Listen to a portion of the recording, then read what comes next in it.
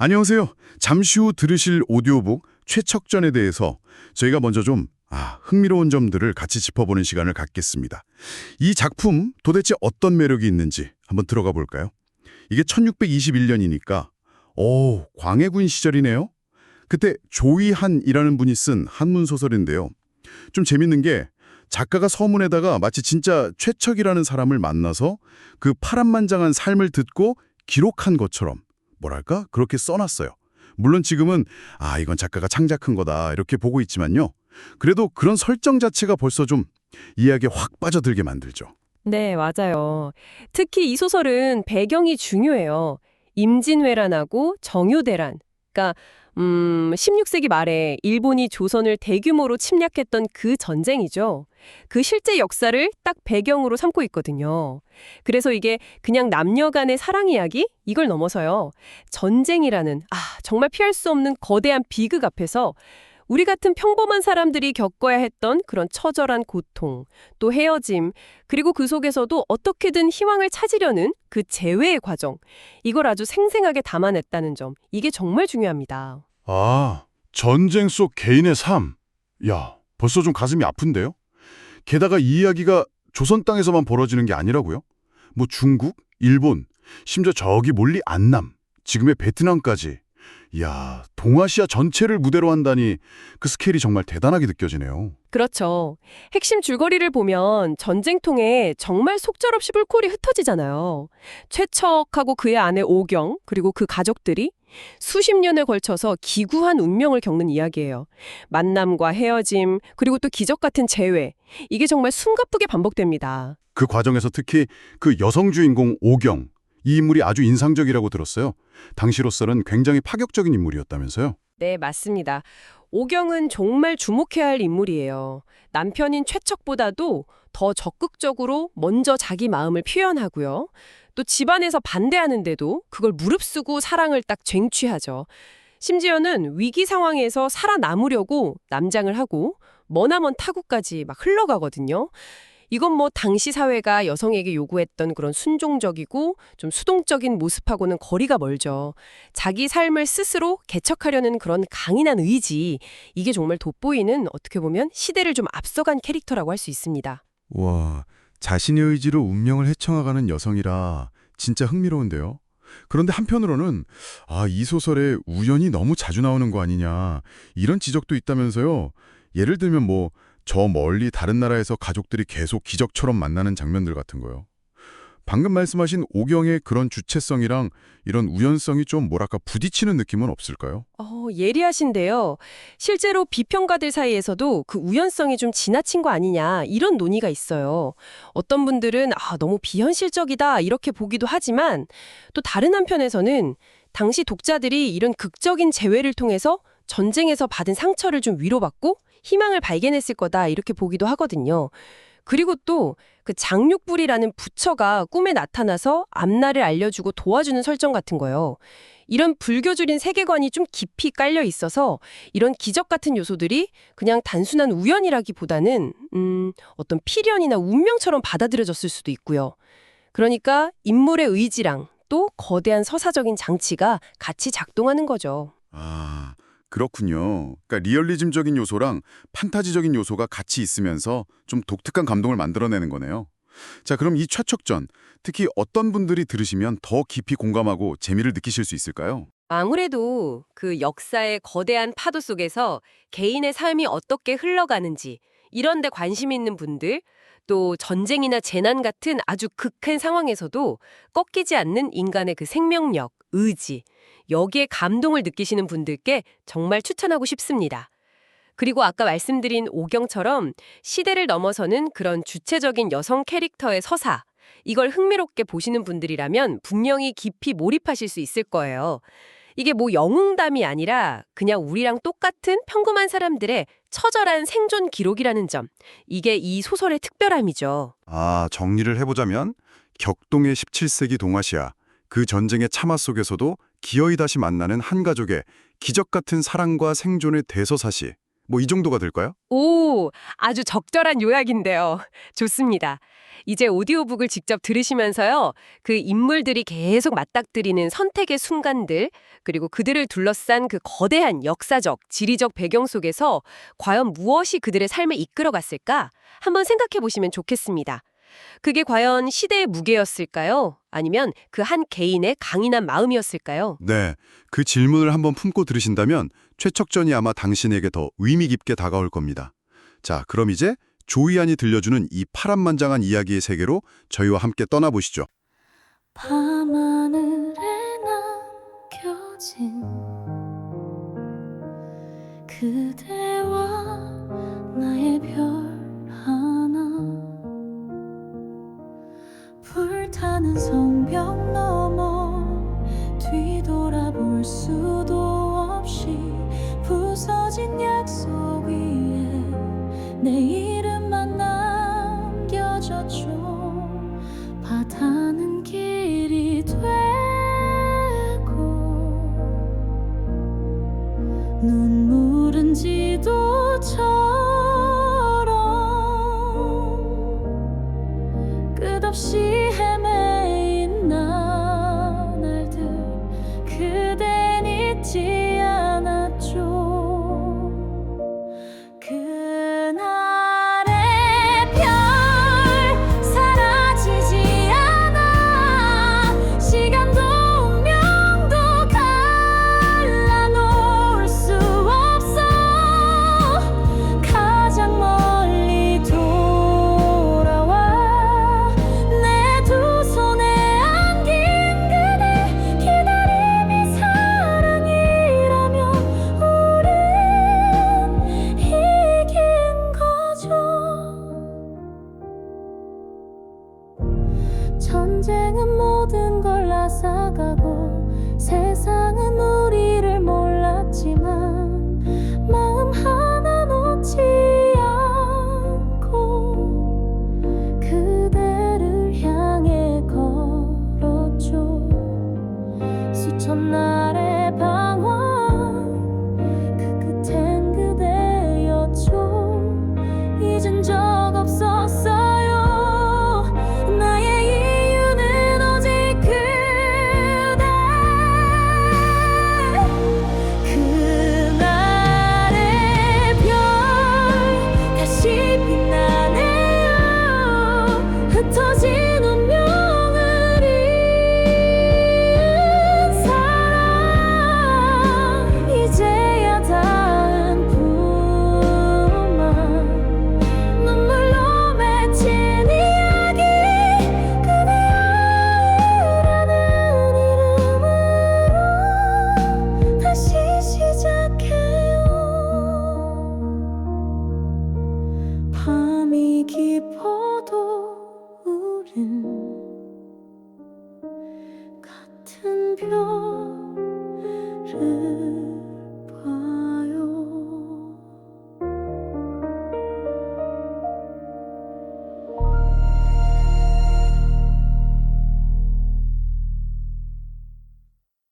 최척전 현대판 막장 드라마? 네, 오늘의 주인공 최척, 자는 백승, 남원 토박이입니다. 어릴 적 엄마는 하늘나라로 가시고 아버지 최숙이랑 남원 서문 밖 만복사 동쪽에서 단둘이 살고 있죠.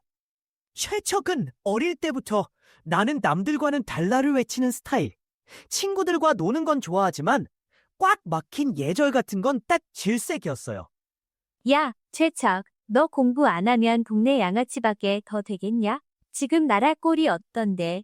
전쟁 때문에 온 동네가 난리인데 너는 활이나 쏘고 말이나 타면서 늙은 애비 속말 썩이냐? 효자 코스프레는 집어쳐. 닥치고 책 펴. 성남의 정상사라고 아버지랑 중마고우인 훈장님이 계셔. 학문도 뛰어나고 초보자 과외도 전문이시니 당장 성남으로 가서 아버지의 불호령에 최척은 찍소리도 못하고 책을 챙겨 정산사를 찾아갑니다. 그렇게 최척은 빡세게 공부 모드에 돌입하죠. 네, 최척이 공부에 열중할 때마다 수상한 그림자가 포착됩니다. 바로 옆집 소녀가 창문 밑에 숨어서 최척의 목소리를 엿듣고 있었던 것. 16살쯤 되어 보이는 그 소녀는 윤기 흐르는 머릿결에 꽃처럼 예쁜 얼굴을 하고 있었어요. 쪽티. 어느 날 정상사가 점심 먹으러 안으로 들어가고 최척 혼자 남아 시를 읊고 있는데 갑자기 창문 틈으로 쪽지를 펼쳐보니 세상에 표유의 마지막 구절이 적혀 있는 게 아니겠어요? 이게 뭔 일이야? 누가 이런? 최척은 그 글을 보는 순간 정신이 혼미해지고 심장이 미친 듯이 쿵쾅거립니다. 밤에 몰래 담을 넘을까 수백 번 고민했지만 뼛속까지 유교 부인 최척은 간신히 욕망을 억누르며 안 돼, 참아야 해를 외쳤죠.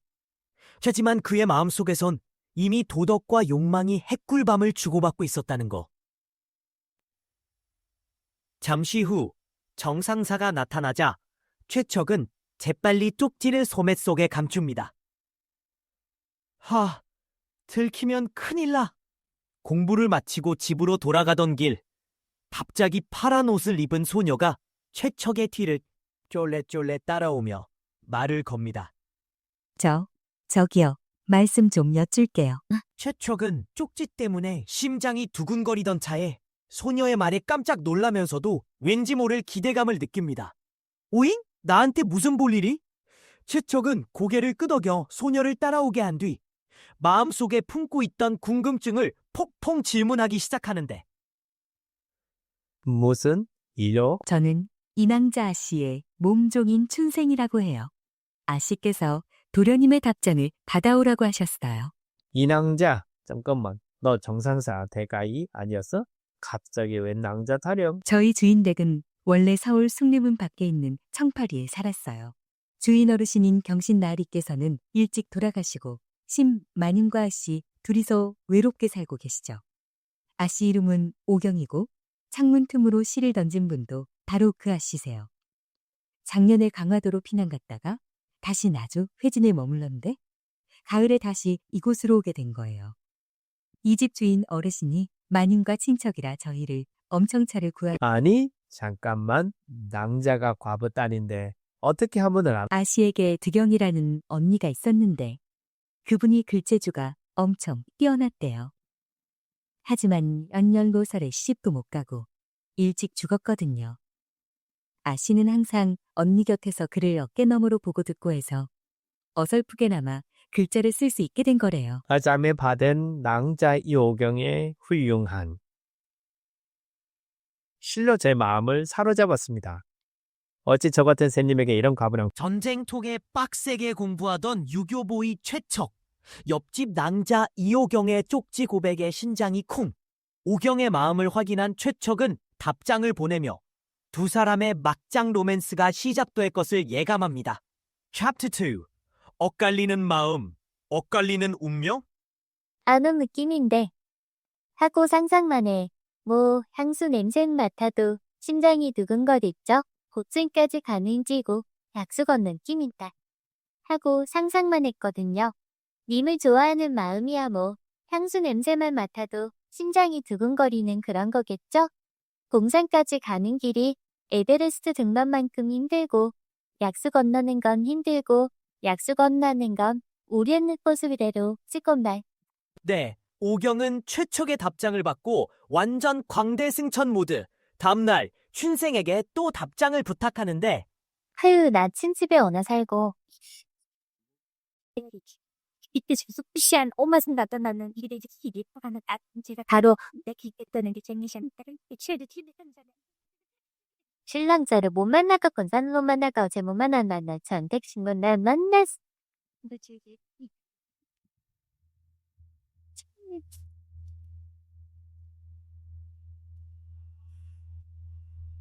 최척은 오경의 편지를 읽고 심장이 쿵해서 아버지에게 달려갔습니다. 아버지, 제가 정모를 입수했는데 과부 심신의 딸이 서울에서 이사와서 정시집에서 새들어 산대요.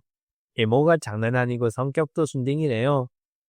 아버지, 제발 저를 위해 정상사님께 소개팅 좀 부탁드려주세요. 만약 타이밍 놓쳐서 금수저 집안에서 먼저 채가면. 그 집은 양반이라 가난한 우리 집에는 눈길도 안 줄 거다. 걔들은 분명 재벌집에 시집 가려고 할 텐데. 최척의 답장에 오경은 로또 당첨된 듯 기뻐하며 계획적인 만남을 위해 춘생에게 다시 편지를 부탁하고, 최척은 오경의 미모에 반해 아버지에게 소개팅을 졸라 막장 로맨스의 서막을 알립니다. 하지만 최척은 현실적인 문제에 부딪히게 되는데, 우리 집은 원래 흑수저인데 저쪽에서 우리랑 결혼하고 싶어 할 리가 없잖아. 그래도 제발 한 번만 물어봐줘. 될지 안 될지는 하늘에 달린 건. 아들의 간절한 부탁에 최척의 아버지는 용기를 내어 오경의 집안 어른인 산사에게 찾아갑니다. 실례지만 저희 아들 최척이 오경 아가씨에게 관심이 있어서요. 아, 저기 그 녀석 말인가? 걔가 괜찮은 건 아는데 사실 우리 이종사촌 누님이 서울에서 피난 와서 우리 집에 얹어 살고 있거든. 근데 그 누님 외동딸이 엄청 예쁘고 똑똑해. 그래서 내가 지금 신랑감을 찾고 있었지. 솔직히 저기가 괜찮은 신랑감인 건 맞는데 집에 너무 가난해서 좀 걸리네. 최척의 아버지는 집으로 돌아와 상사의 말을 전했고, 최척은 초조하게 결과를 기다립니다. 상사는 심씨에게 최척의 청혼에 대해 이야기하지만 심씨의 반응은 냉담하기만 합니다. 지금 우리 집은 전쟁 때문에 완전 뿔뿔이 흩어져서 의지할 데도 없어. 그래서 오경이를 무조건 돈 많은 사람한테 시집 보내서 기댈 곳을 만들려고 했거든. 최척이 착한 건 알겠는데 너무 가난하다잖아. 난 반대야. 그날 밤, 오경은 어머니에게 조심스럽게 자신의 생각을 털어놓습니다. 어머니, 찔까봐들. 왜 그러니? 무슨 할 말이라도 있니? 아니, 못된 놈탱이라면 제가 시집가도 굶어 죽여봤는데 매일같이 아저씨 끼어서 열심히 될 사람이 못났다면 그 집안은 말 거예요. 사람이 못된 놈탱이라면 제가 시집가도 굶어 죽을지도 몰라요. 제가 체육도령인데 매일같이 아저씨 끼워서 놀고 싶었다 쓰지 못 온분이 같은 거잖아요. 자발자발적 교련생 인생이 걸리니 짜먹은다라는 게. 오경의 설득에 어머니는 결국 다음날 전공에게 오경의 뜻을 전합니다. 밤에 다시 생각해봤는데 최 씨 집안이 가난하긴 하지만 걔 아들이 괜찮고 부자가 되는 건 하늘에 달린 거니까. 모르는 사람한테 시집 보내는 것보다 최척 도령을 사위로 삼는 게 나을 것 같아요. 누님이 그렇게 생각하신다면 저도 찬성입니다. 최척, 그 녀석. 비록 가난한 선비지만 아주 올곧은 친구입니다. 서울에서도 그런 사람 찾기 힘들걸요. 지금은 가난해도 나중에 공부해서 벼슬길에 오르면 부자가 될 텐데 너무 걱정 마세요. 전공은 바로 중매쟁이를 보내 최척의 아버지에게 혼인을 약속하고 9월 보름에 결혼식을 올리기로 결정합니다. 드디어 9월 보름까지 앞으로 0일 남았네. 빨리 가라. 네, 그렇게 시간이 흘러갔습니다.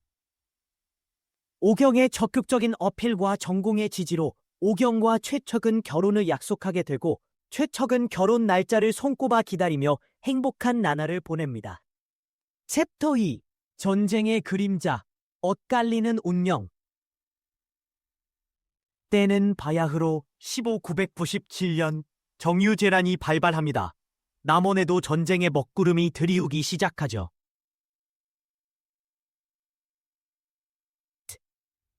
남원부에 살던 전직 공무원 변사정이라는 사람이 의병을 모집해서 영남으로 향하려 했어요.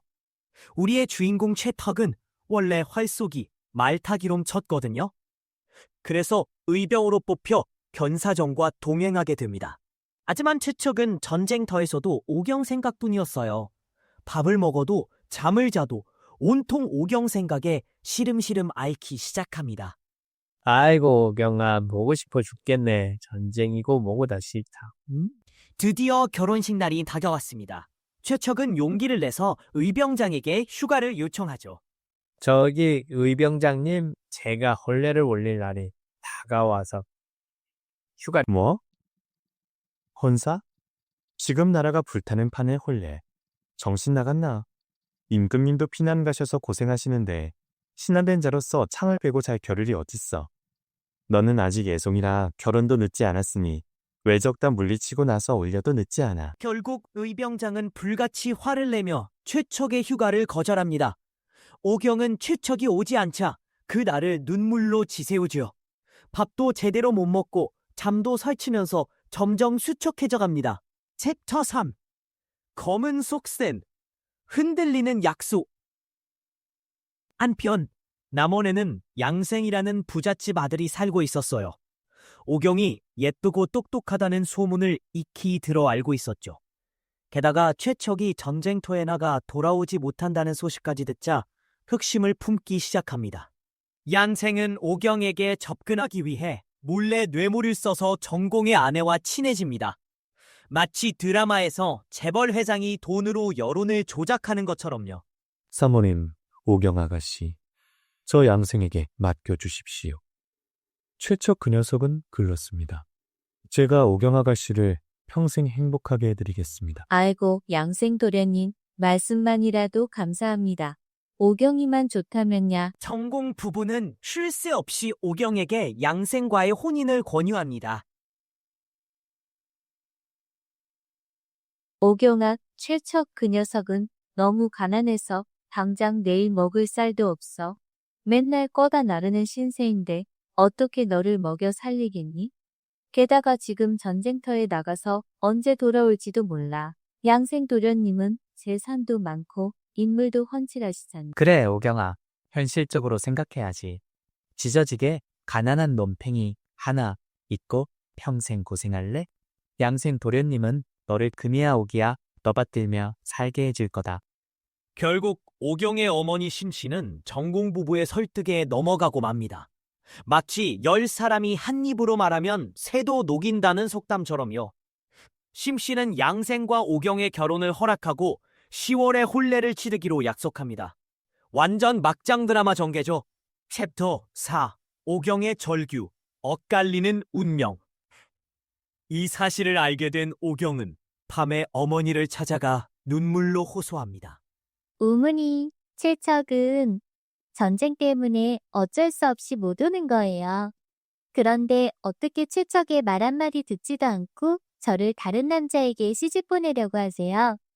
저는 절대 양생에게 시집가지 않겠어요. 어머니마저 저를 이해해 주시지 않으면 저는 정말 죽을 거예요. 네가 뭘 안다고 그렇게 고집을 부리니? 철없는 소리 그만하고 엄마가 시키는 대로 해. 심씨는 딸의 말을 듣지도 않고 그대로 잠자리에 듭니다. 한밤중 심씨가 깊이 잠들었는데 갑자기 캑캑거리는 소리에 잠에서 깨어납니다. 깜짝 놀라 딸의 방으로 달려가 보니 오경이 디단 수건으로 목을 메고 창살 아래 쓰러져 있는 것이 아니겠어요. 손발은 차갑게 식어 있고 숨소리도 희미하게 끊어져 갑니다. 오경아, 오경아, 정신 차려. 당신은 황급히 오경의 목에 감긴 수건을 풀고 오경을 끌어안습니다. 마침 등불을 들고 온 춘생이 오경에게 물을 먹이자 오경은 겨우 숨을 쉽니다. 오경이 깨어나자 온 집안이 발칵 뒤집히고 그 후로는 아무도 양생과의 혼사 이야기를 꺼내지 못했죠. 챕터 5. 깊어지는 그리움, 다시 만날 희망. 네, 그는 국위 사원 생활에 퇴숙은 아들 최척에게 편지를 보내요. 최척은 오경에 대한 그리움으로 병까지 얻었는데 이 소식을 듣고는 병세가 더욱 악화됩니다. 마치 엎친 데 덮친 격이죠. 오경아, 내가 없으면 안 된다고 했잖아. 내가. 하지만 의병장은 이 소식을 듣고 최척의 딱한 사정을 이해하고 그를 집으로 돌려보내줍니다. 과연 최척은 오경과 다시 만날 수 있을까요? 니요! 최척! 풀파워 회복! 며칠 푹 쉬더니 감기가 똑 떨어졌어. 결혼식만 올리면 완벽한 해피엔딩. 드디어 디데이. 쉔벅 초하루. 최척과 오경. 정진사 댁에서 초호와 결혼식을 올리다. 마치 로미오와 줄리엣처럼 험난한 업소콜 장애물을 딛고 드디어 시티 홈달콤한 보금자리 꾸리게 되었으니 이 기쁨을 대체 뭘로 표현해야 할까? 여보, 이제 진짜 우리 부부 된 거? 고맙지? 꿈은 아니겠지? 아유, 뭘 그런 당연한 소리를. 이제 제 옆에는 오빠밖에 없는걸요? 평생 행복하게 해드릴게요. 네, 결혼식 후 최촉은 오경과 장모님을 모시고 집으로 컴백. 집안의 하인들과 노비들 마치 자기 일처럼 기뻐하며 웰컴백 돌아온 걸 환영했대. 온 동네 잔치 분위기. 친척들은 드디어 최척 장가 갔네 하면서 축하해주고 동네 사람들 모두 모여 덩실덩실 춤을 췄다는 훈훈한 이야기. 오경, 뉴 챕터. 새로운 챕터 시작. 결혼 후에는 슈퍼우먼으로 변신. 아침부터 밤까지 집안일에 올인. 물 깃고, 쌀 찢고, 시아버지 봉양에 남편 내조까지. 동네 사람들과 양홍이 처나 포선의 아내보다 훨씬 낫다. 며 칭찬 일색이었다는 썰. 금전운이 팡팡 터져서 자산이 쭉쭉 늘어났대. 마치 요즘 핫한 주식 투자처럼 말이야. 하지만 딱 하나, 아기가 없다는 게 고민이었어. 그래서 최척 부부 매달 1일마다 만복사 툴코스 예약, 몸 깨끗하게 씻고 마음 정갈하게 하고 부처님께 간절히 기도했대. 부처님, 제발 저희에게 아기를 점지해주세요. 마치 로또 1등 당첨을 기다리는 심정이었겠지. 그러던 어느 날, 가보년 새해 첫날, 만복사에서 기도하던 오경. 꿈에서 잭팟, 대박 터졌다. 장육군불, 오경 꿈에 나타나더니 나는 만복사 부처다. 너희 부부의 정성이 지극하니 특별히 아들 하나 점지해주마. 근데 좀 특이할 거다. 꿈에서 깬 오경. 설마 했는데 진짜로 임신. 10개월 후 아들을 낳았는데 그것도 애기 손바닥만한 크기로. 최척 아들 이름 몽석이라고 짓고 왠지 모르게 불안한 예감이 들었대. 네, 최척. 알고 보니 피리 마스터. 꽃 피는 봄날, 달 뜨는 밤. 오경이랑 듀엣 연주 자주 했대. 마치 요즘 유행하는 버스킹처럼 말이야. 예, 어느 맑은 봄날 밤 최척 오경이랑 분위기 잡고 피리 불기 시작. 은은한 달빛 아래 꽃잎 피날리고 향긋한 꽃내음까지. 낭만적인 분위기 맥스 최고조. 오늘 분위기 진짜 좋다. 이런 날은 술이 빠질 수 없지. 최척 술 한 잔 들이키고 피리 세 곡조 연주. 오경 감성 폭발. 원래 시짖는 거 안 좋아했는데 오늘은 도저히 참을 수 없었대. 오빠 있잖아. 사실 날 시한수 떠올랐어. 왕자진이 피리분이 달도 내려와 들으려 하는데 푸른 난새 타고 하늘로 함께 날아올라 갈 수 있을까? 푸른 하늘은 바다처럼 넓고 이슬은 차갑기 그지없지만 신선산은 복례산 안개 속에서도 길을 잃지 않으리. 왜? 옥경에 숨거둔 문화재능에 깜놀. 아내가 이렇게 시를 잘 짓는 줄은 상상도 못했대. 어머나 세상에 오경. 당신.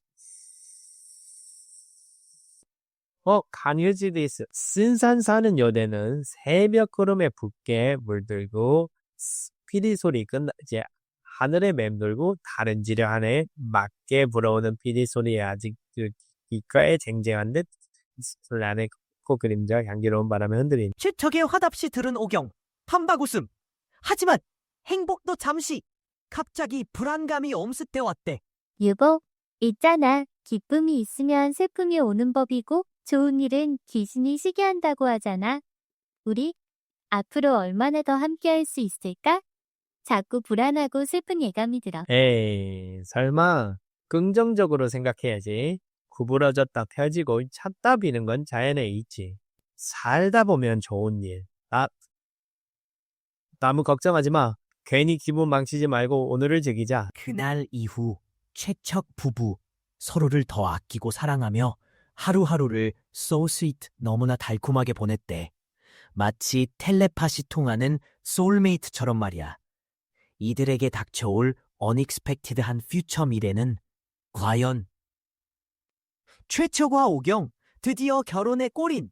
행복한 신혼생활을 만끽하지만 오경은 알 수 없는 불안감에 휩싸이고 앞으로 닥쳐올 미래에 대한 궁금증을 자아낸다. 이디 슘에 거뚱된다. 이디 슘의 거동.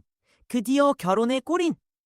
행복한 신혼생활을 만끽하지만 오경은 알 수 없는 불안감에 휩싸이고.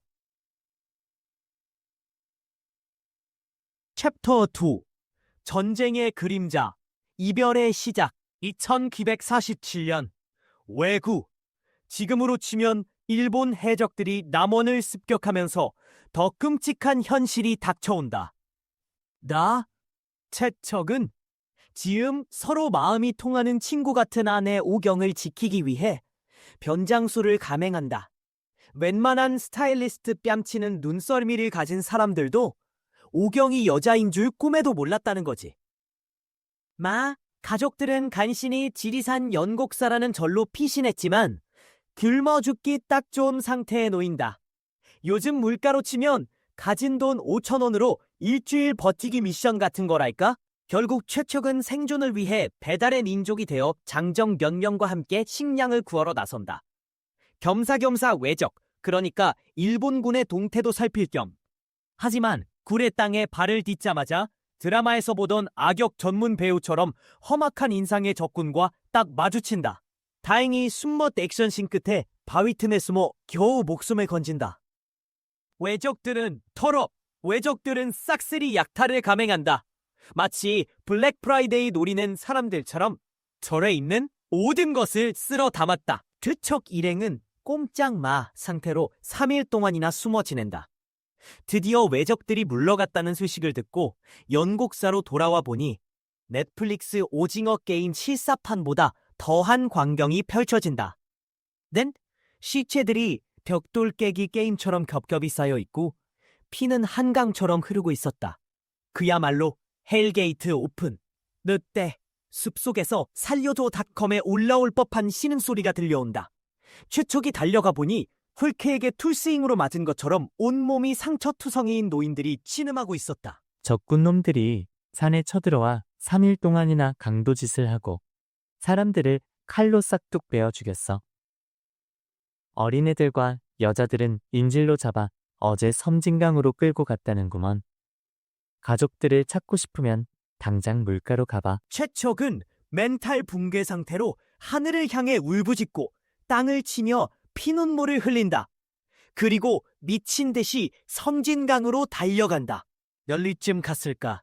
이번에는 시체 컬렉션에서 신음소리가 흘러나온다. 소리가 너무 작아서 ASMR 채널인지 헷갈릴 정도였다. 가까이 가보니 칼에 난도질 당하고 핏주성이가 된 사람이 쓰러져 있었다. 얼굴 인식 불가. 그가 입고 있는 옷을 자세히 살펴보니 춘생이가 입던 옷과 비슷했다. 나 혹시 춘생이 아니냐? 아, 서방님. 그 느낌. 주인 어른 가족들은 모두 납치당했고 저는 어린 몽석이를 업고 도망치다가 칼에 맞았어요. 털썩. 정신을 잃었다가 깨어나 보니 엎혀있던 아이는 마린못. 춘생이는 유언을 남기고 숨을 거둔다. 최척은 분노와 슬픔에 가슴을 치고 땅에 쓰러져 기절한다. 마치 번아웃 온 직장인처럼. 한참 후 정신을 차린 최척은 좀비처럼 섬진강으로 향한다. 강둑에는 부상당한 노인들이 모여 눈물 파티를 벌이고 있었다. 대체 무슨 일이 있었던 겁니까? 산속에 숨어 있다가 붙잡혀 여기까지 끌려왔지. 외적놈들은 멀쩡한 남자들만 골라 배에 태워가고 병들거나 다친 우리 같은 쓸모없는 사람들은 그냥 버려두고 갔어. 영혼 없이 자살 시도로 고소목한다. 하지만 주변 사람들의 극렬 만류로 실패. 영혼 없이 강상류로 걸어 올라갔지만 돌아갈 곳 따위는 없었다. 내일 겨우겨우 고향에 도착했지만 폐허만이 남아있었다. 집은 폭격 맞은 등 무너져 있고 불에 타 잿더미가 된 집들도 있었다. 길거리에는 시체들이 널브러져 있어 발 디딜 틈조차 없었다. 최척은 금규 옆에 털썩 주저앉아 멍 때리고 있었다. 그때 뜻밖의 인물 등장.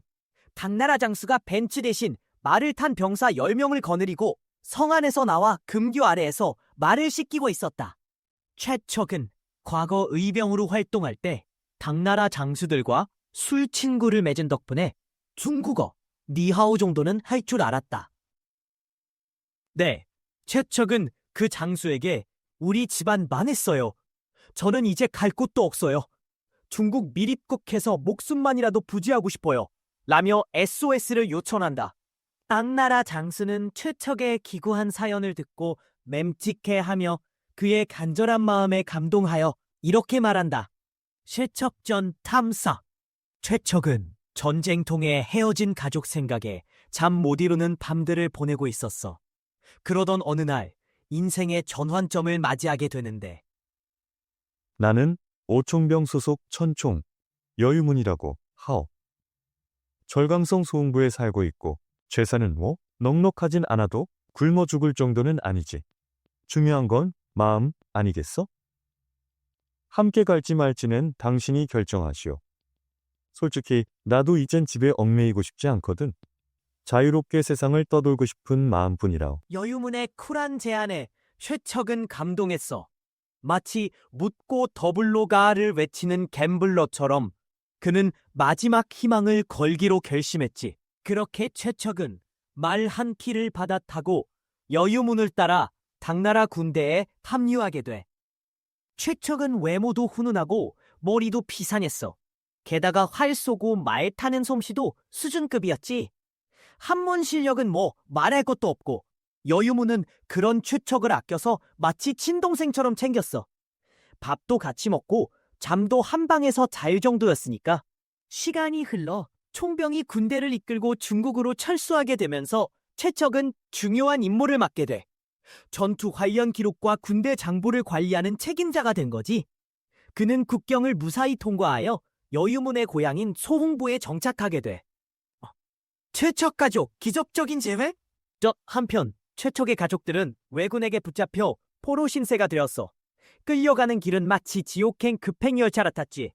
왜병들은 최척의 아버지와 장모가 워낙 늙고 병들어 도망갈 힘조차 없을 거라고 생각했어. 그래서 감시를 소홀히 했는데 바로 그때 틈을 타서 최척의 아버지와 장모는 몰래 갈대숲으로 숨어든 거야. 마치 영화 007의 주인공처럼 노련한 탈출 작전을 펼친 거지. 왜적들이 사라진 후 두 사람은 갈대숲에서 나와 구걸하며 떠돌아다니다가 결국 연곡사라는 절에 도착하게 돼. 저기 좀 들어봐요. 영감, 아기 울음소리 들리지 않아요? 왠지 우리 몽석이 울음소리 같아. 설마 아니겠지? 최습은 떨리는 마음으로 방문을 열었어. 아니, 몽석아. 놀랍게도 방 안에는 몽석이가 울고 있었던 거야. 최숙은 기적 같은 인연에 감격하며 몽석을 끌어안고 눈물을 펑펑 쏟았어. 마치 로또 1등에 당첨된 사람처럼 기뻐했지.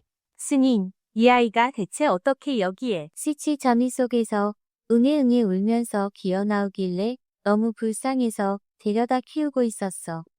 부모를 찾아주려고 했는데 아이가 살아난 건 하늘이 주신 복이 아니고서야 어찌 설명할 수 있지. 최숙은 손자를 심씨와 번갈아 업고 집으로 돌아왔어. 흩어졌던 하인들을 다시 불러 모아 집안을 일으키고 서로 의지하며 살아가기로 결심했지. 오경, 여자인 것을 숨긴 채. 네, 한편 오경은 외병 도누에게 붙잡혔어. 마치 납치된 여주인공처럼 절망적인 상황이었지. 다행히 도누는 착한 신성을 가진 사람이었어. 그는 원래 불교 신자였고 장사를 하는 사람이었지. 뱃사공 일도 했는데 배를 워낙 잘 저어서 외장의 눈에 띄어 끌려했던 거야. 도누는 오경의 총명함에 감탄했어. 오경이 두려움에 떨고 있는 모습을 보자 좋은 옷을 입히고 맛있는 음식을 주면서 마음을 달래주려고 애썼지. 하지만 오경이 사실 여자라는 사실은 꿈에도 몰랐어. 오경은 절망감에 빠져 몇 번이나 바다에 뛰어들어 자살을 시도했지만 번번이 사람들에게 구조되었어. 그러던 어느 날 밤 오경의 꿈에 금빛 부처님이 나타나서 말했어. 함부로 죽으려 하지 마라. 나중에 반드시 기쁜 일이 있을 것이다. 오경은 꿈 덕분에 희망을 얻었어. 혹시 모르잖아. 정말 좋은 일이 생길지도? 오경은 억지로 밥을 먹으며 살아남기로 결심했지. 도누의 집은 난구사에 있었는데 늙은 아내와 어린 딸만 있을 뿐 다른 남자는 없었어. 도누는 오경을 집 안에만 머물게 하고 함부로 밖에 나가지 못하게 했지. 저는 어릴 때부터 몸이 약해서 남자들처럼 힘든 일을 못해요. 바느질이나 밥 짓는 일밖에 할 줄 몰라요. 돈우는 오경을 더욱 불쌍하게 여겨 사우라는 가짜 이름을 지어주었어. 장사를 하러 배를 타고 다닐 때마다 오경을 데리고 다니며 부엌일을 시켰지. 오경은 그렇게 배 안에서 민절 지역을 오가며 지내게 돼. 케첩, 새로운 삶을 시작하다. 한편 최척은 소흥부에서 여유문과 의형제를 맺고 지내고 있었어. 그렇죠. 내 누이를 자네에게 소개해주고 싶은데 어때? 형님, 그건 좀 이야기는 다시 현재로 돌아와 최척의 파란만장한 삶이 계속 펼쳐집니다. 온 가족이 전쟁통에 뿔뿔이 흩어져서 아버지랑 아내가 살아있는지 죽었는지도 모르는데 제가 어떻게 맘 편히 결혼해서 새 가정을 꾸릴 수 있겠습니까? 그렇다면 어쩔 수 없지. 여유문은 최척의 슬픔에 더 이상 재혼 이야기를 꺼내지 않았습니다. 해 겨울 여유문은 병으로 세상을 떠났습니다. 믿었던 형님마저 떠나자 최척은 다시 혼자가 되어 정처 없이 떠돌아다니게 됩니다. 마치 요즘 나는 자연인이다 찍는 사람들처럼 전국 방방곡곡을 누비며 명승지를 찾아다녔죠. 용문산, 우혈, 소상강, 동정호, 악양루, 고소대. 안 가본 데가 없을 정도였어요. 그러다 문득 깨달았습니다. 그래, 굳이 세상 일에 얽매여 괴로워할 필요 없지. 그냥 바람처럼 구름처럼 자유롭게 살자. 그러던 중 최척은 해상의 섬에 사는 왕은이라는 도사가 금년단이라는 신비한 약을 먹고 낮에도 하늘을 날아다닐 수 있다는 소문을 듣게 됩니다. 거의 2024년 밤 나는 솔로 찍으러 가는 영철이처럼 최척은 미련 없이 촉당으로 가서 그 도사에게 기법을 전수받기로 결심합니다. 네, 주우라는 친구가 나타났습니다.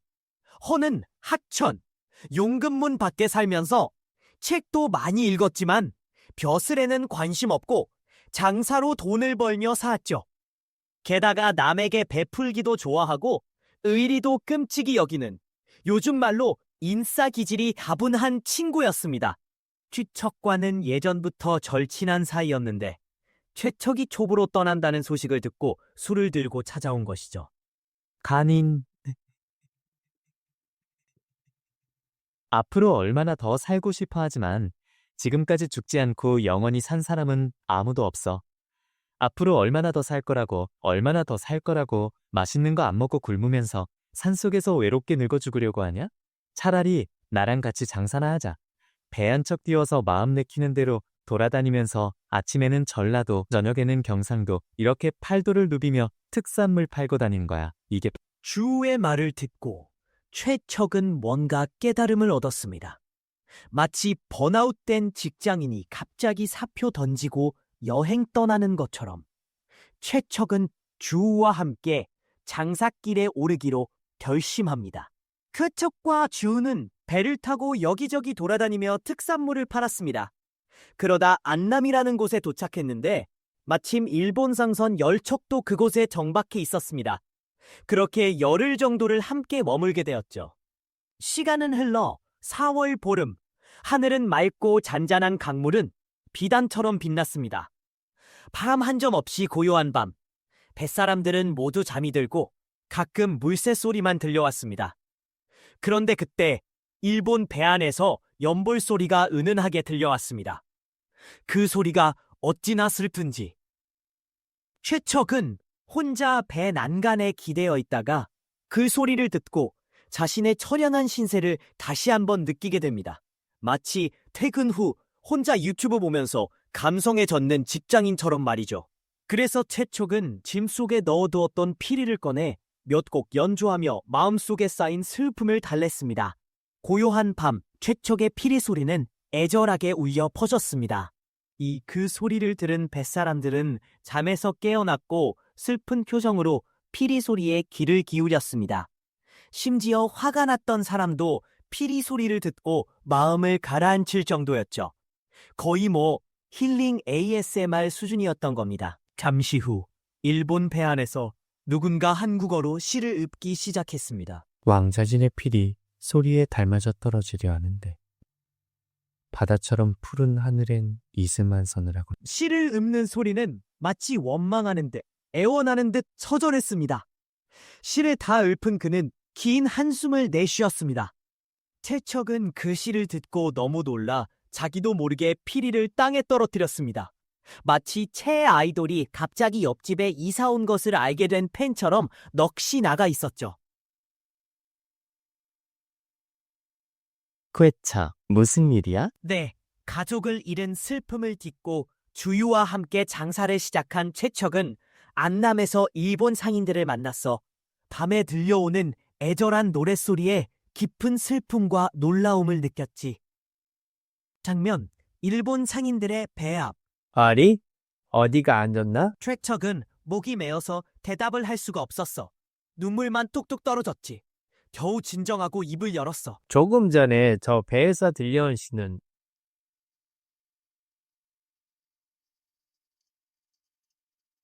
다른 사람은 평생 들어도 절대 모를 거예요.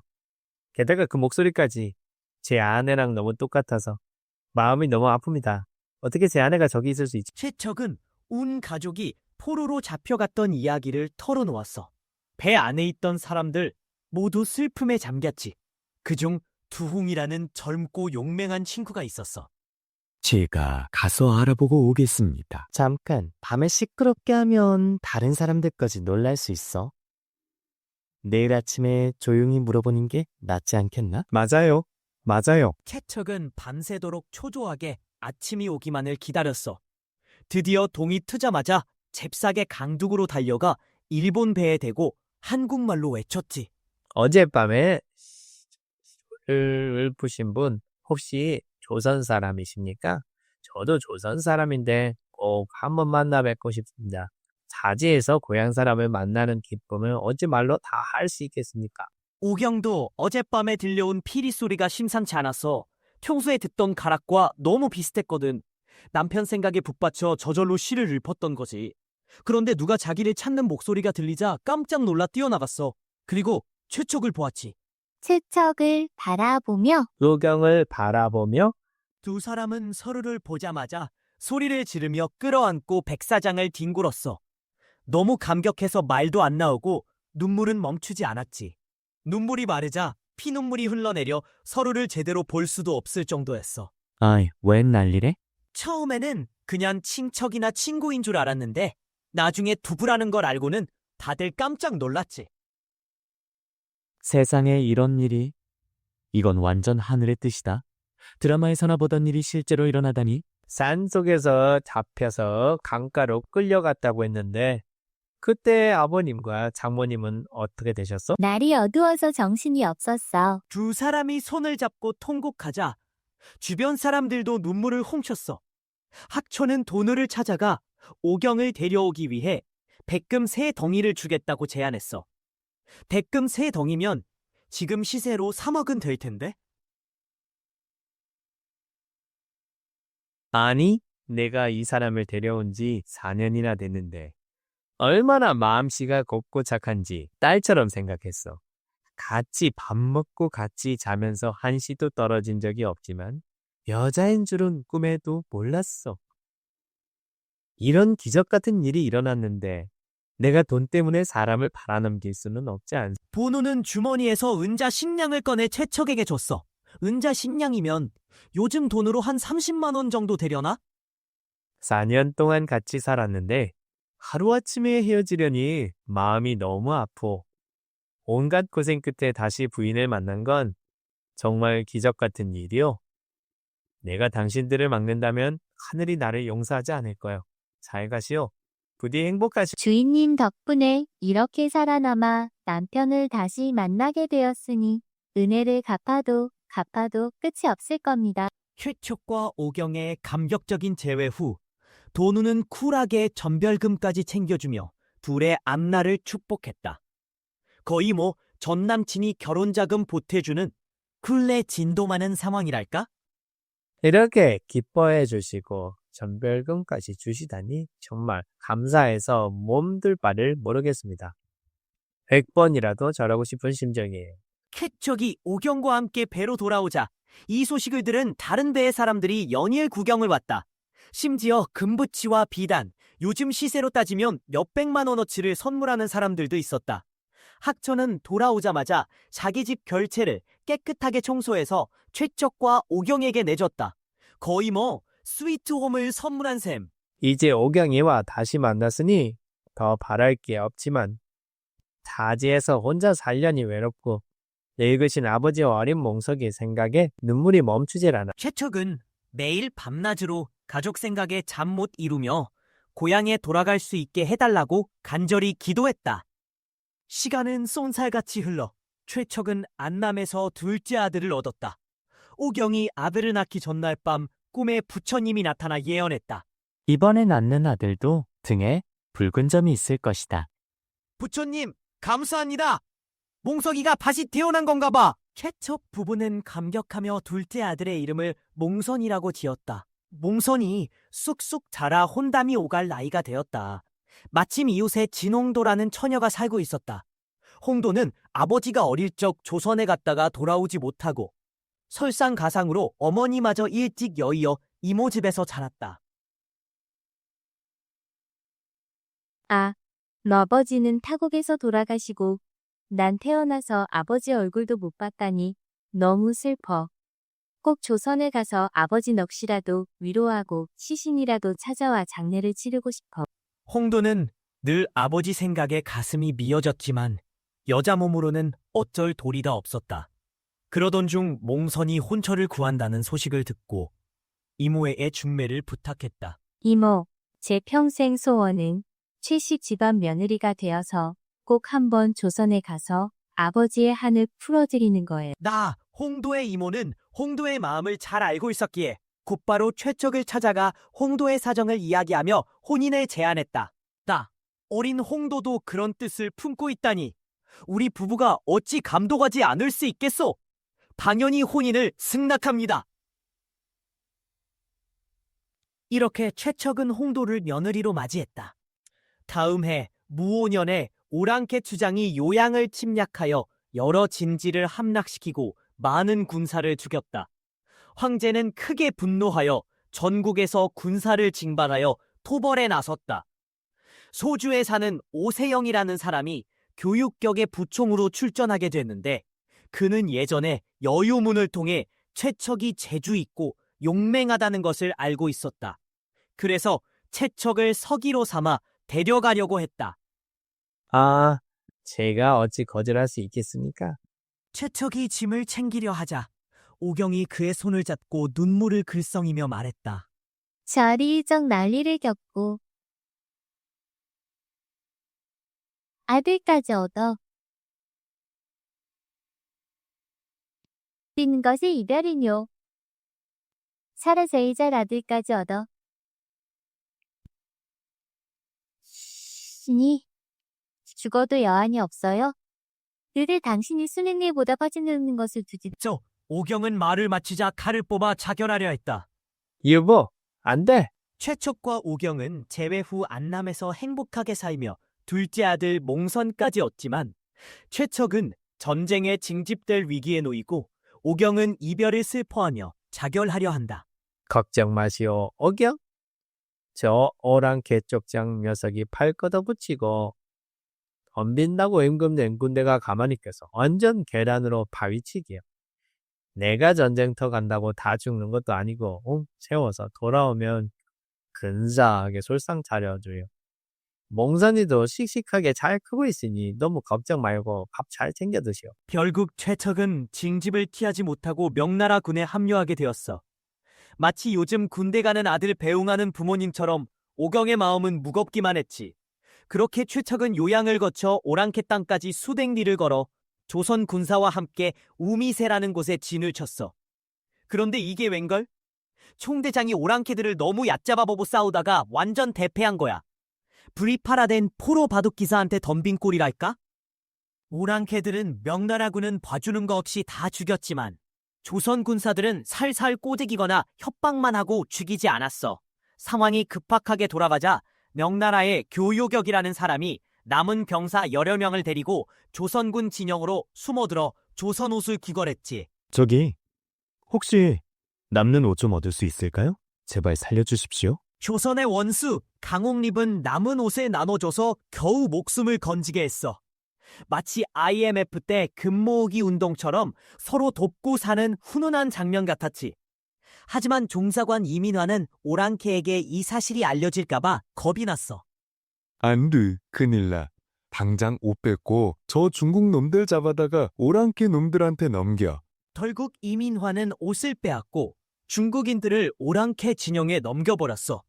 헐, 완전 배신 아니겠어? 하지만 최촉은 원래 조선 사람이었잖아. 혼란스러운 틈을 타서 명나라 군인들 줄에서 슬쩍 빠져나와 겨우 죽음을 면했지. 강옥립이 오랑캐에게 항복한 후 최척은 조선 장졸들과 함께 오랑캐 족장의 뜰에 갇히는 신세가 되었어. 남편 남원에서 무예를 갈고 닦던 몽석이도 전쟁에 나가 강옥립의 부대에 있었어. 오랑캐들이 항복한 군사들을 여기저기 나눠서 가두었는데 얄궂게도 최척과 몽석이 같은 곳에 갇히게 된 거야. 마치 로또 1등 당첨될 확률처럼 희박한 일이 벌어진 거지. 하지만 최척은 눈앞에 있는 사람이 자기 아들 몽석인지 꿈에도 몰랐어. 몽석은 최척이 말을 더듬는 걸 보고 조선말을 할 줄 아는 명나라 병사가 죽기 싫어서 조선 사람인 척 연기하는 거라고 생각했지. 어디서 왔소? 혹시 명나라 군사 아니요? 아니요. 저는 전라도, 아니 충청도에서 왔어. 최척은 오랑캐가 자기 신분을 조사하는 줄 알고 둘러댔어. 몽석은 더욱 수상하게 생각했지만 진실을 알 길이 없었지. 그렇게 몇 달이 지나면서 최척과 몽석은 서로 의지하며 가까워졌어. 마치 군대 동기처럼 끈끈한 전우애가 생겨난 거지. 마침내 최척은 자기가 살아온 이야기를 몽석에게 털어놓았어. 마치 오랫동안 숨겨왔던 비밀을 고백하는 것처럼 말이야. 사실 나는 원래 남원에 살았었는데 아들을 잃어버렸어. 가보년에 나와서 정유년에 잃어버렸지. 등에 붉은 사마귀가 있는데 어린아이 손바닥만 하오. 몽석은 최척의 말을 듣고 깜짝 놀라 얼굴색이 변했어. 슬픈 듯 기쁜 듯 어쩔 줄 몰라 하다가 갑자기 최척에게 물었지. 잃어버린 아들은 나이가 몇 살이고 어디에 점이 있다고 하셨습니까? 가보년 7월에 낳았고 정유년 8월에 잃어버렸네. 등에 붉은 사마귀가 있는데 어린아이 손바닥만 하다. 몽석은 말을 잇지 못하고 울먹이다가 갑자기 옷을 벗어 등을 보여주며 말했어. 제가 바로 그 아이입니다. 멍석이 바로 자기 아들임을 확인하고 부모님의 생사를 물었어. 부모님이 아직 살아계시다는 것을 알고는 기쁨과 슬픔이 뒤섞여 서로 부둥켜 안고 통곡했지. 마치 몇십 년 만에 만난 가족처럼 말이야. 이 광경을 본 늙은 오랑캐가 자주 찾아와 가엾은 표정을 지었어. 그러던 어느 날 다른 오랑캐들이 모두 밖에 나간 사이에 늙은 오랑캐가 몰래 와서 최척과 몽석에게 조선말로 물었어. 당신들이 서로 붙잡고 우는 것을 보니 분명 가슴 아픈 사연이 있는 것 같소. 무슨 일이 있었던가요? 최척과 몽석은 혹시 오랑캐가 속셈을 숨기고 정보를 캐내려는 건 아닐까 의심하며 대답하지 않았어. 그러자 오랑캐가 말했지. 나를 두려워 마시오. 나는 본래 삭주 사람이었는데 목사의 학정에 견디지 못해 가족을 데리고 오랑캐 땅으로 왔어. 벌써 20년이나 되었지. 오랑캐 사람들은 순박하고 인정이 많아서 함부로 남의 것을 빼앗거나 괴롭히지 않소. 인생은 아침 이슬처럼 덧없는 것인데 어찌? 괴로움만 가득한 고향에 얽매여 두려워하며 살아야 하겠소? 전쟁에 징집된 최척은 아들 몽석과 희적적으로 재회하지만 오랑캐 족장의 뜰에 갇히는 신세가 되고 삭주 출신 늙은 오랑캐를 만나 그의 속사정을 듣게 된다. 그래서 내가 가족들 데리고 여기 오랑캐 땅까지 온 거요. 쪽장님이 나한테 병사 8,000명 줘서 조선 놈들 튀는 거 막으라고 시켰어. 근데 효그에 그저 보니까 사연이 엄청 세던데 내가 죄받을 각오하고 그냥 보내주겠어? 절보, 늙은 오랑캐는 최척과 몽석에게 먹을 거 챙겨주고 몰래 빠져나갈 길까지 알려줬다. 덕분에 최척 부자는 고국으로 무사귀환. 아버지 빨리 보고 싶은 맘에 남쪽으로 냈다 달렸는데 웬걸 가다가 등에 뾰루지 폭발. 요즘 말로 등드름이 아주 그냥. 치료는 무슨 쉴 틈도 없이 냅다 달린 거지. 은진 도착하니까 등창이 거의 화산 수준으로 터지기 직전이라 도저히 못 참고 여관에 들어누웠는데 숨이 턱 막히는 게 거의 죽기 직전이었어. 아, 큰일 났다. 아버지. 몽석이는 완전 패닉. 침 잘 놓는다는 사람, 용하다는 약 다 찾아다니고 난리 부르스. 그때 마침 딱 신분 숨기고 튀는 중인 중국인 의사가 호남에서 영남으로 가다가 최척의 상태를 보더니 완전 정확했어. 이거 완전 비상. 오늘 넘기면 그냥 지진 항복 칠 듯. 눈이 중국인 의사가 주머니에서 쬐끄만 침 딱 꺼내더니 등창을 헛 쬐버렸어. 다음날 최척은 씻은 듯이 나았지 뭐야. 어이구, 이제 좀 살 것 같다. 지팡이 짚고 드디어 고향 도착. 온 가족이 영화 육혈포 강도단 할머니들처럼 아이고 다시 살아 돌아왔네 하면서 기절초풍하며 슬퍼했어. 할아버지, 아버지, 손자 산대가 손잡고 부둥터 안고 목이 쉴 때까지 엉엉 울고 다들 꿈인지 생시인지 정신 못 차렸지.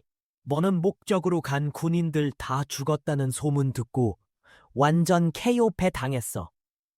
몇 달 동안 알아눕고 꼼짝도 못하다가 몽석이가 아버지 최척랑 같이 오는 거 보고 거의 미친 사람처럼 소리 지르고 난리법석. 게다가 오경이가 아직 살아있다는 소식까지 들으니까 슬픔과 기쁨이 막 섞여서 주체불가 상태가 된 거지. 몽석이는 아버지 살려준 중국인 의사한테 너무 고마워서 나중에 꼭 의대 갚으려고 같이 데려왔어. 최척은 가족들이랑 감동의 재회를 마치고 중국인 의사에게 물었지. 선생님은 중국 분이시라면서요. 고향은 어디시고 성함은 어떻게 되십니까? 나는 진춘씨고 이름은 위경 외진이라고 합니다. 항저 용군문 밖에 살았었죠. 만력 연간에 조선에 원정 왔다가 유제도 휘하에 있었는데 순천에서 적의 동태 염탐하다가 상관 명령 어겨서 쉰 겁니다. 윗대가리가 군법으로 다스리겠다고 벼르길래 밤에 몰래 튀어서 지금까지 숨어 지냈죠. 어머나, 세상에 이런 우연이? 혹시 댁에 부모님이나 처자식은 계십니까? 아내랑 갖는다는 딸 하나 있었는데 내가 떠날 때 걔가 태어난 지 몇 달 안 됐을 때였어. 그 딸 이름이 뭐요? 애 낳은 날 이웃 사람이 복숭아 홍도를 줘서 이름도 홍도라고 지었지. 어머 세상에. 홍도 아버님이셨군요. 살았었습니다. 따님은 신내년 9월에 병으로 죽고 홍도만 남았는데 그 아이는 이모부 오봉님 우펑인 집에서 자라서 제가 둘째 며느리로 맞이했었습니다. 이경은 가족 만난 것처럼 기뻐하면서도 한편으로는 슬픔에 잠겨 엉엉 울었어. 나는 지금 대구 딸고 박포씨 댁에 얹어 살면서 침술로 겨우 먹고 살고 있어. 이제 사돈도 되었으니 내가 이쪽으로 이사와서 서로 의지하며 사는 게 어떻겠어? 어르신은 저희 아버지 은인이실 뿐 아니라 이제는 가족이나 다름없습니다. 바라지도 않던 행운이 굴러들어왔네요. 전쟁통에 몽석과 제외한 최척은 늙은 오랑캐의 도움으로 귀국하지만 등창으로 사경을 헤매다 중국인 의사 위경의 도움으로 살아난다. 알고 보니 위경은 최척이 항저우에서 이웃으로 지내던 홍도의 아버지였고 몽석은 위경을 은인으로 여기며 가족처럼 지내기로 한다. 게다가 제 어머님과 동생이 위경 어르신 따님께 이미 얹어 살고 있잖아요. 이제 한 가족인데 여기서 같이 사는 건 당연하죠. 몽석의 적극적인 태도에 위경은 감동해서 바로 옆집으로 이사왔어. 이제 진짜 이웃사촌이 된 거지. 한편 몽석은 엄마가 살아있다는 소식을 듣자마자 중국으로 달려가고 싶어 안달이 났어. 아, 진짜. 당장이라도 중국 가서 엄마랑 동생 데려오고 싶어. 하지만 현실은 녹록지 않았지. 어떻게 가야 할지, 돈은 얼마나 들지 막막하기만 했어. 그 와중에 오경은 항저우에서 관군이 완전히 망했다는 소식을 듣게 돼. 최척 씨도 분명 그때 죽었을 거야. 매일 밤낮으로 울던 오경은 결국 극단적인 생각까지 하게 돼. 이제 더 이상은 안 되겠어. 나도 따라 죽어야 해. 바로 그때 꿈속에 금빛 찬란한 부처님이 나타난 거야. 함부로 죽으려 하지 마라. 뒤에 반드시 기쁜 일이 있을 것이다. 다음날 아침, 오경은 꿈 이야기를 아들 몽선에게 털어내었어. 내가 일본에 끌려갔을 때도 물에 빠져 죽으려고 했었지. 그때도 만복사 부처님이 꿈에 나타나 똑같은 말씀을 하셨단다. 그리고 10년 뒤에 안남에서 네 아버지를 만났잖아. 이번에도 같은 꿈을 꾼 걸 보면 네 형제를 낳아 기른 것도 다 부처님 덕분인 것 같아. 얼마 전에 들었는데 오랑캐 추장이 중국 군인들은 다 죽였지만 조선 사람들은 살려줬대요. 아버지는 조선 사람이니까 주기도적이기유. 만약고, 니사치. 나는 즉시 고향에 묻어드려야지. 말한 말. 신병을 이직. 최근에 일본 상인들이 잡혀용. 내가 직접 창주로 가서 기hin이라도 리사서 순풍이라도 님을 믿을 수 있기니 늙으신 시키니 늙으신인들이 푸르르 상인들이 푸르르 상인. 어머니 그런 위험한 말씀을 순조롭게 건너갈 수만 있다면 정말 다행이지만 드넓은 바다를 작은 배로 건너는 건 너무 위험해요. 바람, 파도, 상어, 해적, 생각만 해도 끔찍해요. 어머니와 제가 잘못되기라도 하면 돌아가신 아버지께 무슨 도움이 되겠어요?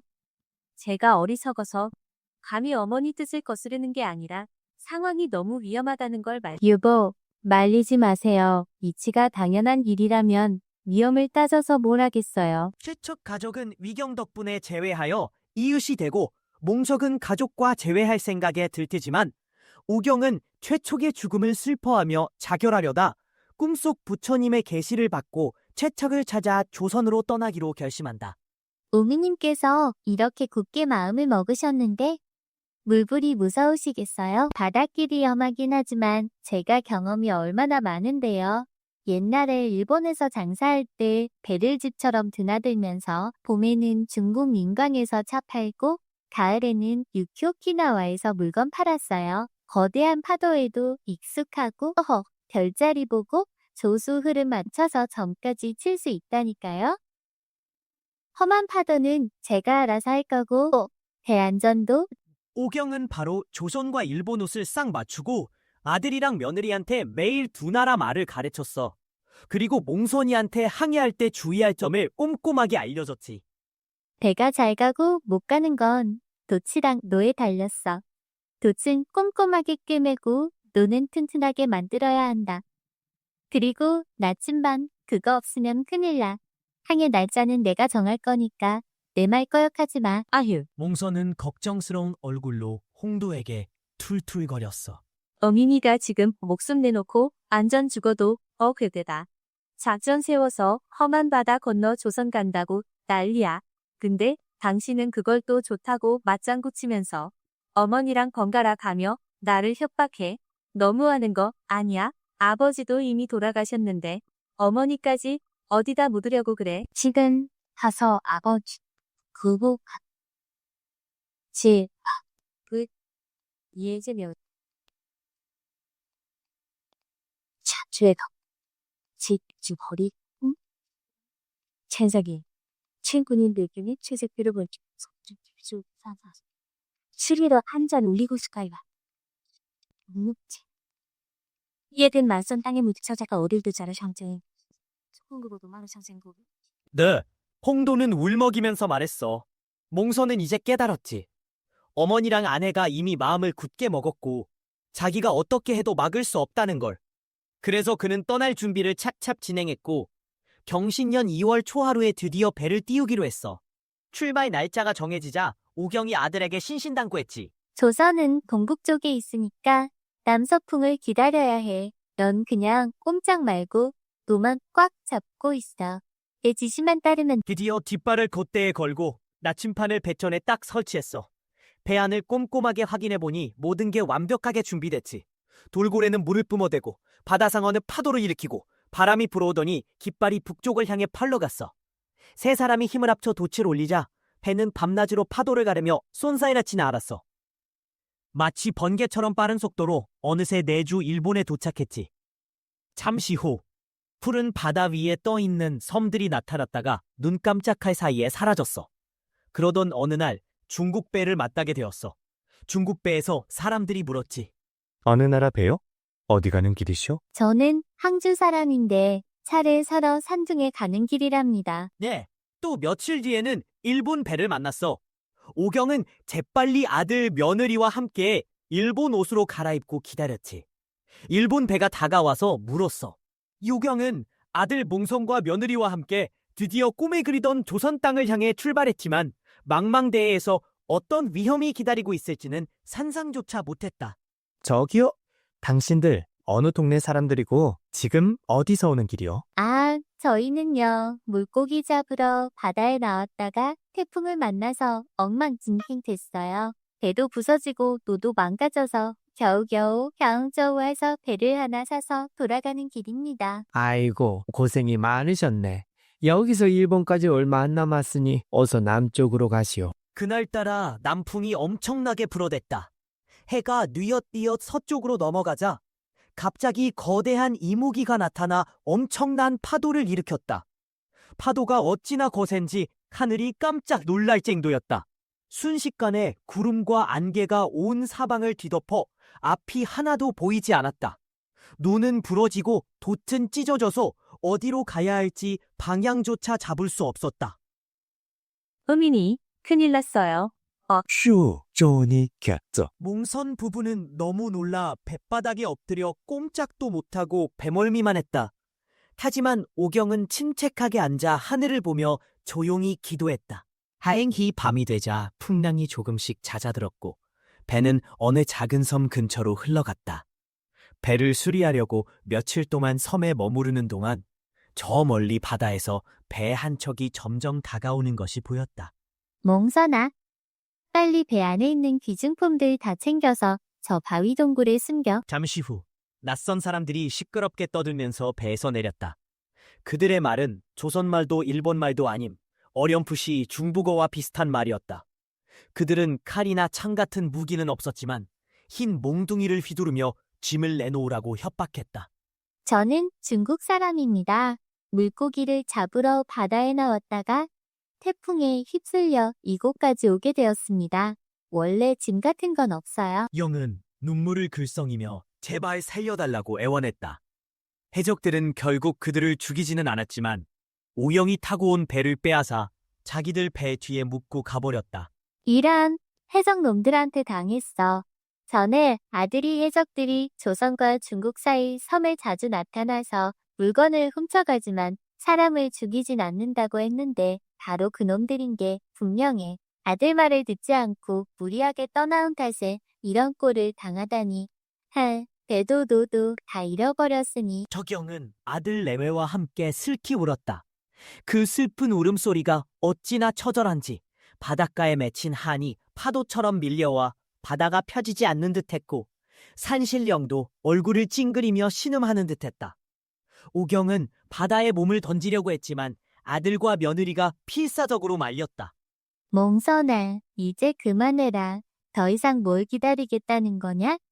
남은 식량이라고는 고작 3일치밖에 없어. 굶어 죽기를 기다리면서 살아남아서 뭘 하겠다는 거냐? 어머니 식량이 다 떨어지면 그때 죽어도 늦지 않아요. 그 사이에 혹시라도 살 길이 생기면 얼마나 후회하시겠어요. 몽선은 어머니를 부축하여 겨우 바위 동굴로 돌아와 엎드려 쉬게 했다. 한참 후 잠에서 깨어난 오경이 아들과 며느리에게 말했다. 다행이었고 너무 피곤해서 잠깐 잠이 들었는데 꿈에 부처님이 나타나 좋은 일이 있을 거라고 알려주셨어. 정말 신기하구나. 세 사람은 서로 마주보며 기뻐하며 속으로 간절히 기도했다. 며칠 후 멀리 바다에서 돛단배 한 척이 떠오는 것이 보였다. 어머니, 전에 보던 배랑은 다른 배가 다가오고 있어요. 불안한데요. 걱정 마라. 이제 살았다. 저건 조선배다. 오경은 이제 존버만이 답이라고 생각했어. 어차피 될 놈은 된다는 마인드였지. 기다려보면 다 알게 될 거야. 네, 오경은 필사적으로 구조 신호를 보내기 시작했어. 마치 콘서트장에서 최 아이돌을 발견한 팬처럼 말이야. 버드나무 연기 SOS 신호. 오경은 버드나무를 태워 연기를 피워 올리고 언덕에 올라가 옷을 흔들며 필사적으로 구두 요청을 보냈어. 마치 무인도에서 겪는 캐스티 어웨이 영화의 한 장면 같았지. 그리고 혹시나 해서 단체로 옷도 갈아입었어. 완벽한 K-패션으로 어필하려고 말이야. 지나가던 조선배가 이 광경을 목격하고 멈춰섰어. 거기 누구시오? 대체 뭔 사람들이 이 깡촌섬에 와 있는 거요? 저희는 서울에 사는 양반인데 낮으로 이사 가다가 풍랑을 만나 배가 침몰하고 다 죽었어요. 저희 셋만 간신히 돛대 잡고 떠밀려 와서 이 섬에 도착했습니다요. 오경의 연기력이 거의 오스카감이었어. 뱃사람들은 안쓰러운 마음에 이들을 배에 태워 함께 가기로 결정했지. 저희?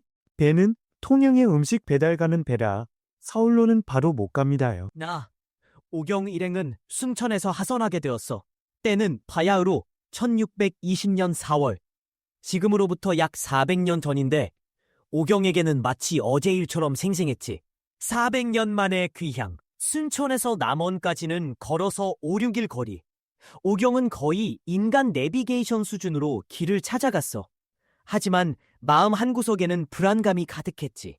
전쟁통에 집이 남아있을 리 없다고 생각하며 옛 지퍼라도 찾아가 보려고 했어.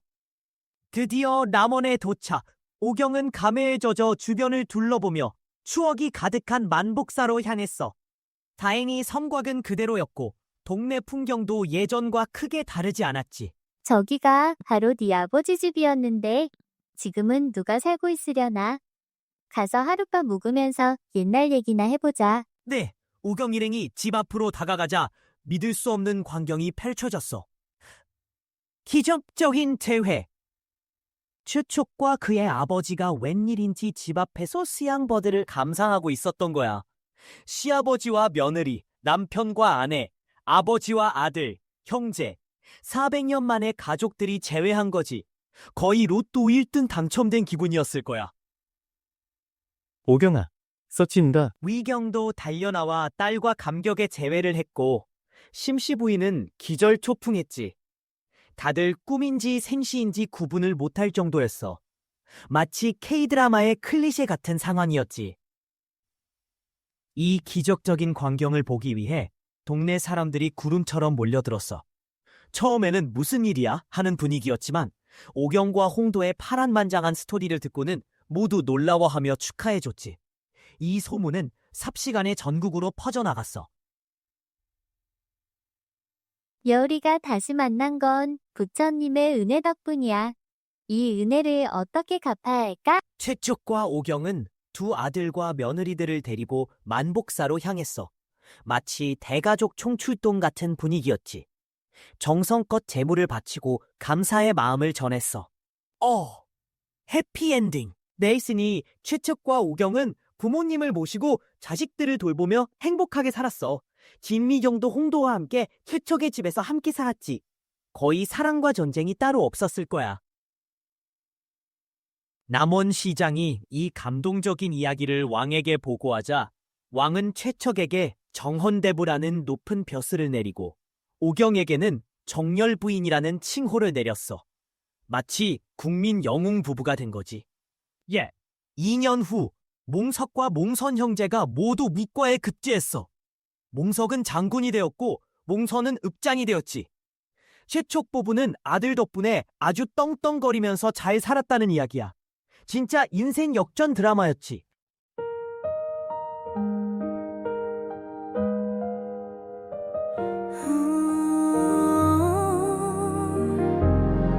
밤하늘에 남겨진 그대와 나의 별 하나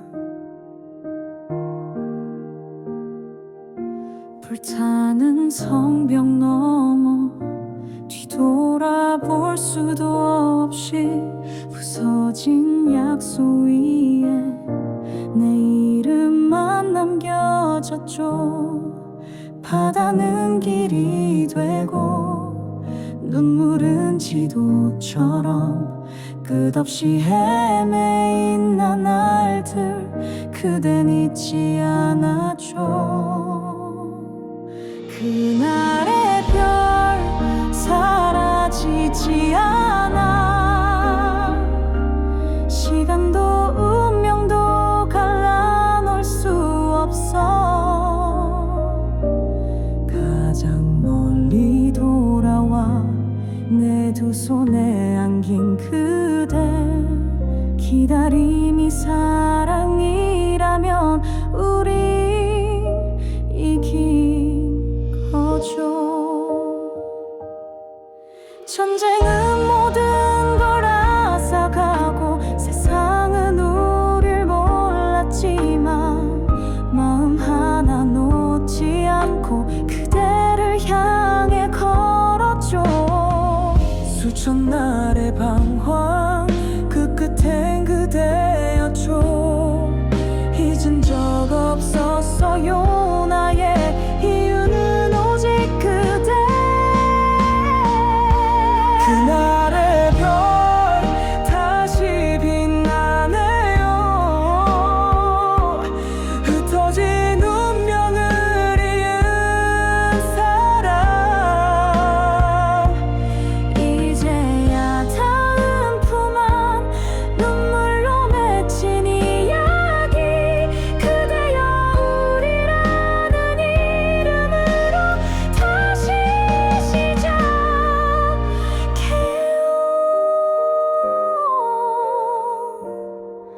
밤이 깊어도 우린 같은 별을